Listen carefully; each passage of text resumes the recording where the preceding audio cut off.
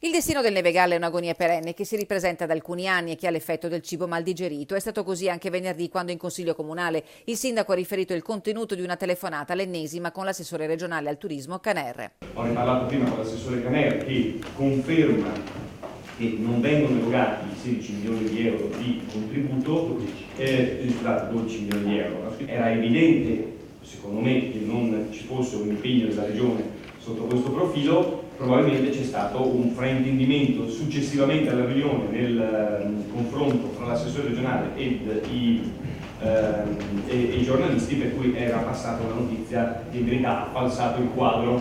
Peccato che quel 16 settembre i giornalisti fossero dotati di taccuini, registratori e videocamere.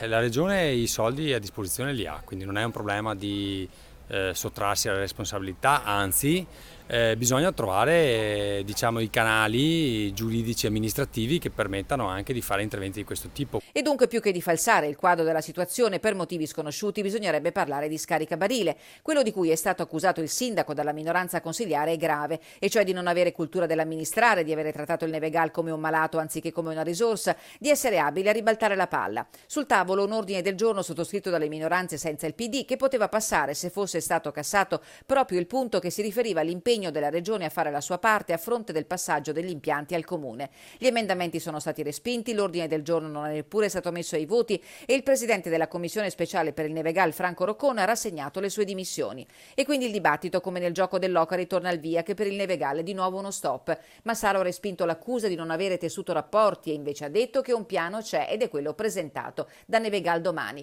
Il futuro prossimo resta comunque drammatico. La stagione sul Nevegal aprirà con la Newco, ma a ranghi ridottissimi, cioè con una sola pista e il campo scuola, e i ricavi già si possono immaginare. I nuovi imprenditori starebbero raccogliendo adesioni, garantirebbero sponsorizzazioni e aprirebbero un azionariato popolare. La Regione si dice pronta a supportare la promozione con 30.000 euro e a contribuire con 250.000 euro all'avvio della nuova società.